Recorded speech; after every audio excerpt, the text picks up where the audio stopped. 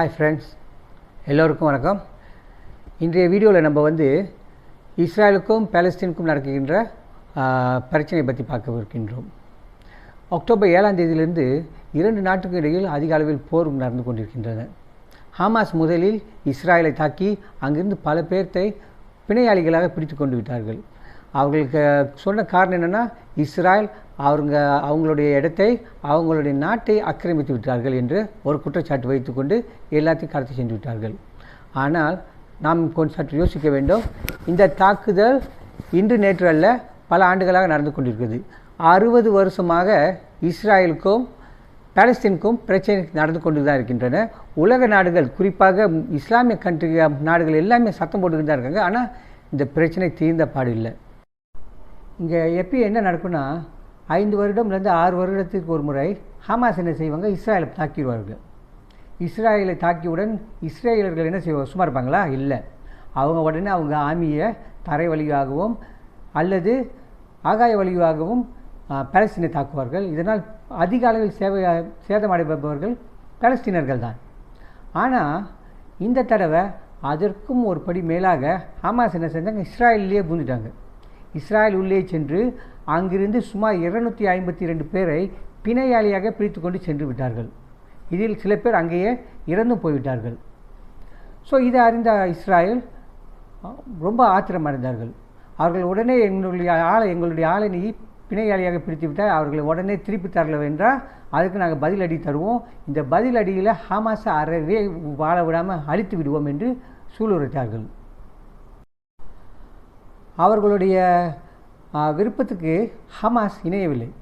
உடனே இஸ்ராயல் என்ன செய்தார்கள், போர் தொடுக்க ஆரம்பித்து விட்டார்கள். இதனால் அவர்கள் முதல்ல என்ன செஞ்சாங்க, காசாவை தாக்க ஆரம்பித்தார்கள். ஏன்னா காசாவிலிருந்து தான் எப்பொழுதும் ஹமாஸ் இஸ்ராயலை தாக்கி கொண்டிருக்கிறார்கள். ஸோ காசா தான் அவங்களோட மெயின் இருப்பிடமாக இருந்தது. ஸோ இதனால் இஸ்ராயல் என்ன சொன்னாங்க, பொதுமக்கள் அங்குள்ள காசாவில் பொதுமக்களை அங்கேருந்து வெளியாயிருங்க, நாங்கள் அங்கே தாக்க போகிறோம், எங்களுடைய ஆள்கள் கிடைக்கிற மட்டும் நாங்கள் விட மாட்டோம் அப்படின்னு கூறினார்கள். இந்த 252 பேரில் எல்லாருமே இஸ்ராயலியர்கள் அல்ல. அதில் சில பேர் வெளிநாட்டவர்கள், அமெரிக்கா இருக்காங்க, கொரியன் இருக்கார்கள், அப்புறம் சைனாலேருந்து ஆளுங்க வந்திருக்காங்க. ஏன்னா அப்போ ஒரு கலை நிகழ்ச்சி அங்கே நடந்தது. அந்த கலை நிகழ்ச்சியை பார்த்து கொண்டிருந்தார்கள். அப்பொழுது தான் இந்த ஹமாஸ் அங்கே தாக்குதல் நடத்தி அங்குள்ள 252 பேரை கடத்தி கொண்டு சென்று விட்டார்கள். காசாவை தாக்க ஆரம்பித்து விட்டார்கள். அதற்கு முன்பு காசாவில் உள்ள பொதுமக்களை வெளியேற சொல்லிவிட்டாங்க.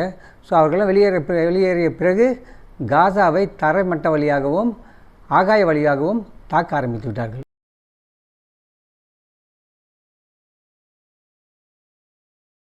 இதனால் காசாவில் அதிக அளவில் சேதம் உண்டானது. அங்கே உள்ள எல்லா பொது கட்டிடங்களையும் தரமட்டமாக ஆக்கினார்கள் இஸ்ராயல்கள். ஏன்னா ஒவ்வொரு கட்டடத்துக்கு கீழேயும் இந்த ஹமாஸ் என்ன செஞ்சுருக்காங்க, சுரங்கப்பாதை அமைத்து அதில் தன்னுடைய ஆக்டிவிட்டீஸ் எல்லாம் செஞ்சு கொண்டிருக்கிறார்கள்.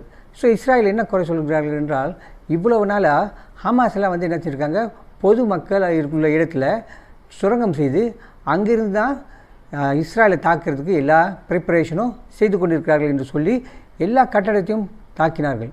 அதில் யூனிவர்சிட்டியாக இருக்கட்டும், ஹாஸ்பிட்டல், பள்ளிக்கூடம், மற்ற பொது இடங்கள், எல்லாத்தையுமே தரமட்டமாக ஆக்கினார்கள்.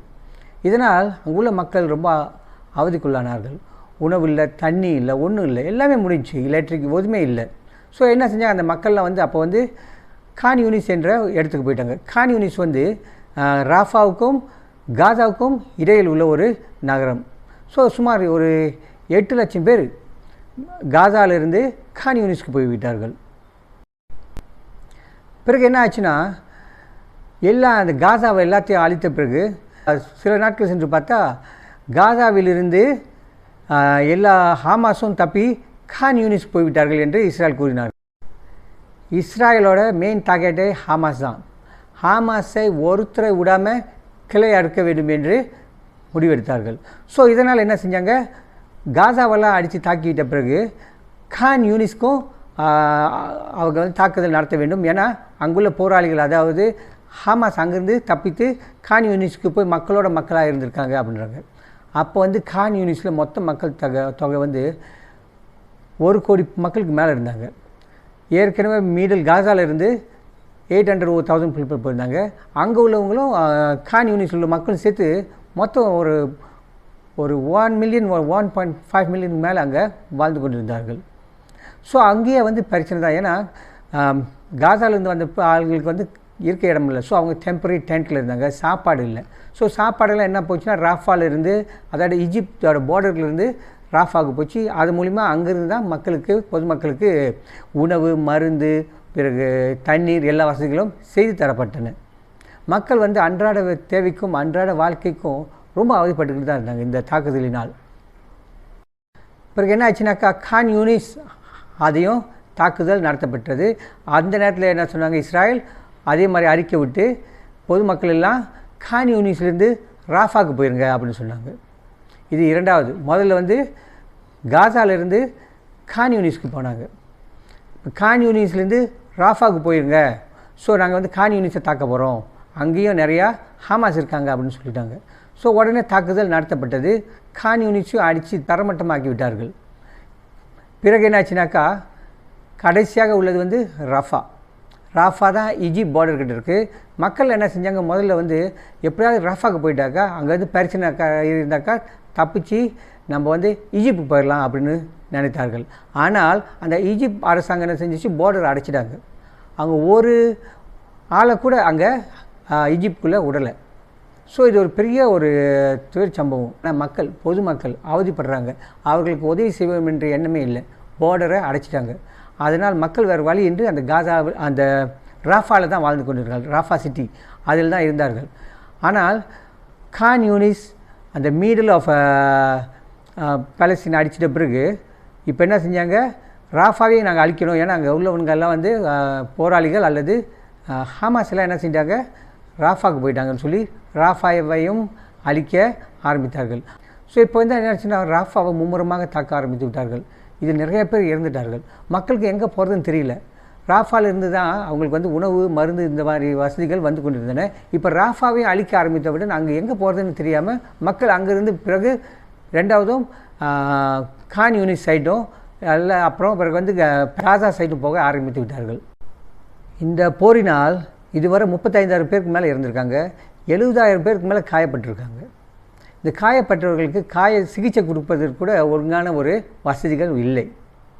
இதற்கிடையில் என்ன நடந்துச்சுனாக்கா, ராஃபாவை தாக்குதல் நடத்தும் பொழுது உலக அரங்கில் அதிக அளவில் இஸ்ராயல் மீது அட்டாக் வர ஆரம்பித்து விட்டது. இந்த எதிர்ப்பு வந்து யூகேயில், அமெரிக்காவில், பிறகு ஜெர்மன், இப்படிப்பட்ட பல நாடுகளில் வந்து எதிர்ப்பலைகள் அதிகமாக உருவாகி கொண்டிருந்தன. ஸோ யூகேலலாம் என்ன நடந்துச்சுன்னா, ஸ்டூடெண்ட் போராட்டம் நடத்த ஆரம்பித்து விட்டார்கள்.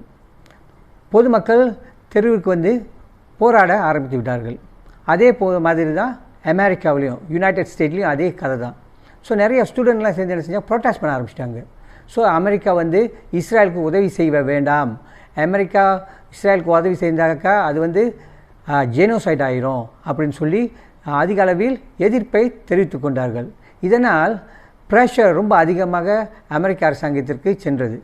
ஸோ இந்த ப்ரெஷரினால் உடனே ஜோ பைடன் என்ன சொன்னார், இஸ்ராயல் உடனடியாக ராஃபாவை தாக்குவதிலிருந்து நிறுத்த வேண்டும் என்று கூறினார். இல்லைனாக்கா உங்களுக்கு நாங்கள் ஆயுதமோ அல்லது உங்களுக்கு எந்த ஒரு உதவியோ நாங்கள் செய்ய போவது இல்லை என்றும் மிரட்டினார்கள்.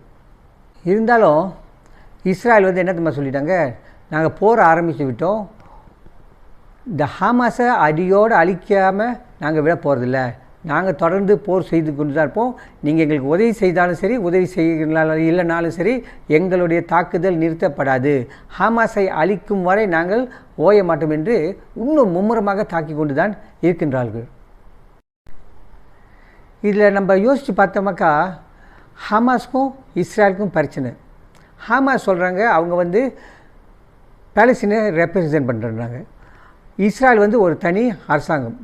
ஓகே, ஸோ அந்த இரண்டு பேருக்கும் நடுவில் வர சண்டையில் வந்து அழியிறது யாருங்களா, பொதுமக்களை காப்பாற்ற வேண்டும்.